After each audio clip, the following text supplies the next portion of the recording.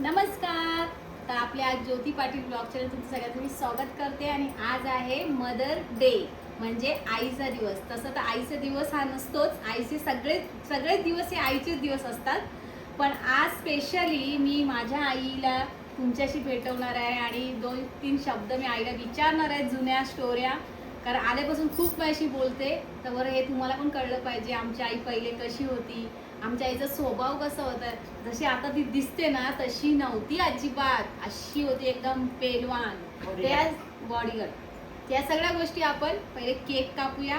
इथे 2 केक आहेत. आता तुम्हाला प्रश्न पडला असेल का 2 केक काय, तर आईला कोणता आवडतो? आई पायनॅपल आणि मला आवडतो चॉकलेट. म्हणून मी आणला आईसाठी पायनॅपल आणि माझ्या जियाने माझ्यासाठी आणलाय हा चॉकलेट केक. तर पहिले आम्ही कापून घेतो आणि मग पुढे तुम्हाला आमच्या जुन्या स्टोऱ्या, म्हणजे माझ्या आणि आईच्या आणि आमच्या पहिल्या घरच्या सगळ्या स्टोऱ्या ऐकूया. तर चला केक कापूया.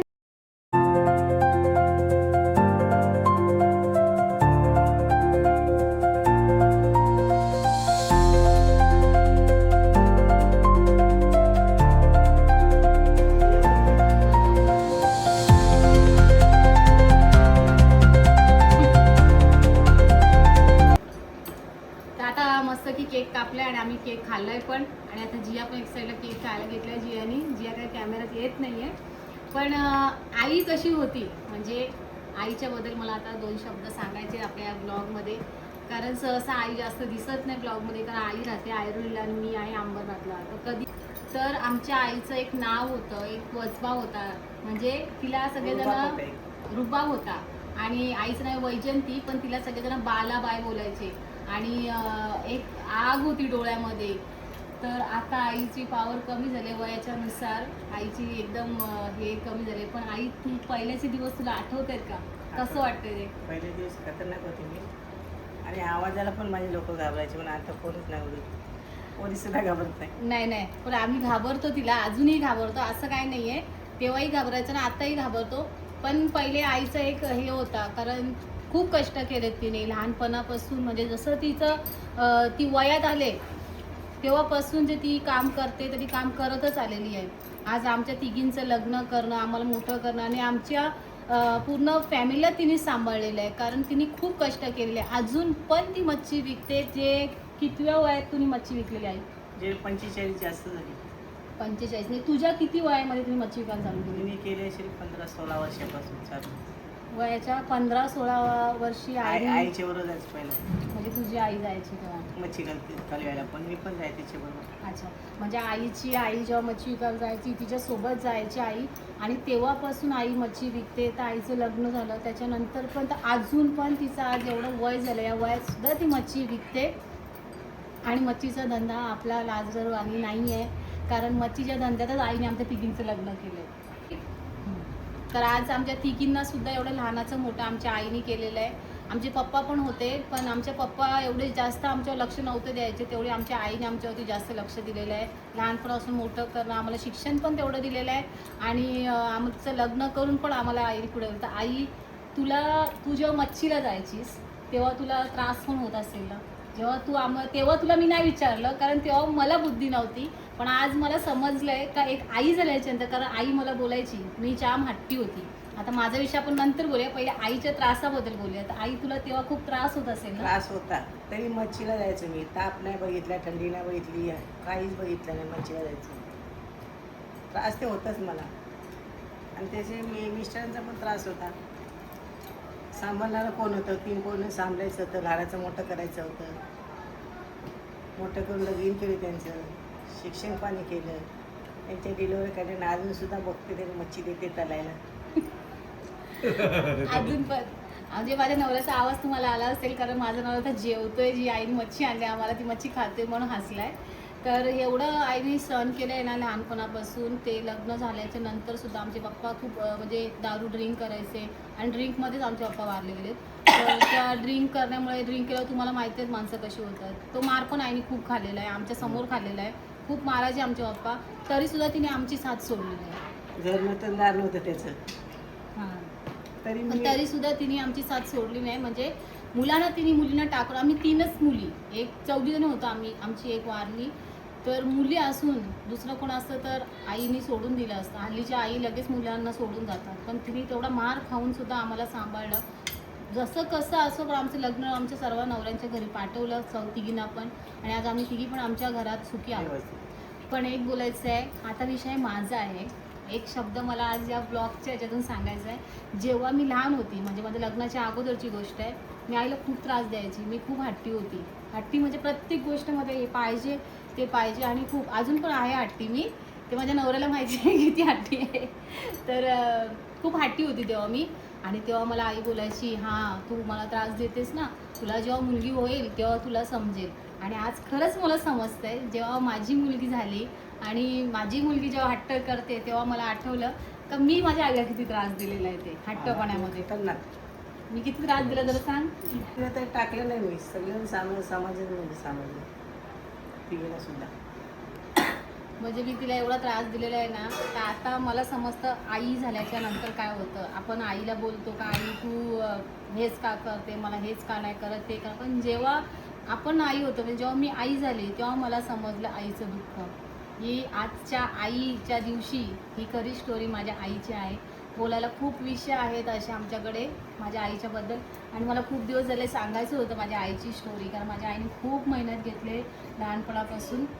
आई, अजून एक तुला विचारायचं आहे का, आता तुझी नातवंड, तुला तर 4 मुली आहेत, पण तुला 5 नातवंड देवाने दिलेत आणि एक मुलगी, म्हणजे माझी मुलगी जी आहे, एकच मुलगी आहे.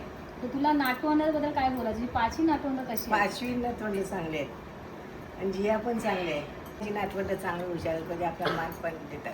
पण तुला कधी असं मला खोकल्याचा त्रास आहे, आजारीच आमची आई, तर तुला आधी असं कधी वाटलं का अरे मला मुलीच आहेत, मुलगा नाही आहे, तर त्याची कमतरता तुला वाटली का त्या गोष्टीमध्ये? नाही, कधी नाही कमतरता वाटली.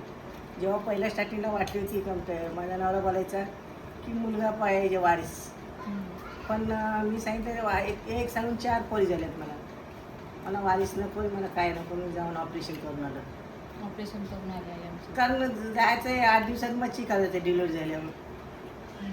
म्हणे मग अंग माझं सगळं फुगलं होतं, बॉडीगार होती. मच्छीच्या बर्फाने आईचं अंग फुगलं होतं, पण आता आईचं वय झालं आणि आईला आजारी असल्यामुळे आईची अशी विकनेसपणा झालेला आहे. नाही तर आमची आई कोणाला ऐकायची नाही पहिले. बापरे, जाम पॉवरफुल होती आई. पण आमच्या आईला असं कधीच वाटलं नाही का मला मुलगा नाही आहे. मुलींमध्ये ती सुखी होती आणि हॅपी, आणि अजून पण आहे, अजूनही आहे. ती एकटीच राहते. आम्ही आमच्या घरी आहोत आणि ती तिच्या घरात एकटी राहते ना. तिला त्या घरामध्ये कोण नोकर आहेत घरात काम करणारे, किंवा आम्हीही जात नाही. आम्ही कदाचित जेव्हा सणाला जातो, नाही तर कधी जात पण आता जो तो नाही तर आम्हालाच करायला लागते ते. पण ती तिच्या घरामध्ये एकटी असून पण सुखी आहे. एकटी असून आणि आम्ही गेलो तरी आम्हाला मुलींना तर करणंच आहे, कारण घरात कोण नाही तर. पण ती एकटी आहे आणि तिने आम्हाला कधीच असं बोललं नाही का हे तुम्ही तुमच्या नवऱ्याला सोडून माझ्या घरी या आणि मला असं नाही आहे. एक गोष्ट आहे, हल्लीच्या आई सगळ्याच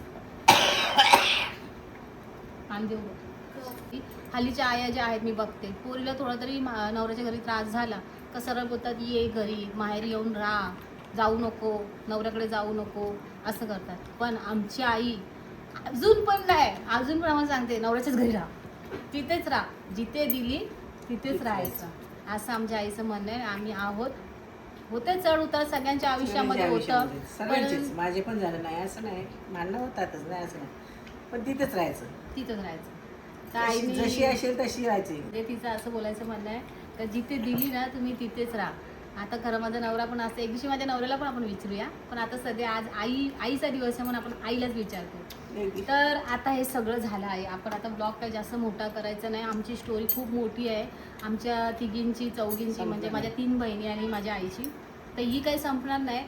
पण शेवटचं तुला आता मी विचारते, त्यावेळीची ज्योती जी हट्टी ज्योती होती, आणि मी काही एवढं शिक्षण नाही घेतलेलं, पण माझ्या आईची इच्छा होती मी शिकावं, पण नाही झालं ते. पण एक त्यावेळीची जी ज्योती होती आणि आत्ताची जी ज्योती आहे, तर तुला कसं वाटतं जे आज माझं एवढं नाव झालेलं आहे, आज बरेच लोक मला ओळखतात, तुला पण सांगतात तू ज्योती पाटील तुझी मुलगी आहे लोक का? सांगतात मला तुझ्या मुलीला इथं बघितलं तिथं बघितलं, आणि मग तिला आवाज द्यायचा ना, नाही बोलते तिचं परमिशन तिथं चाललं तर मी कसा पण आवाज द्यायचा.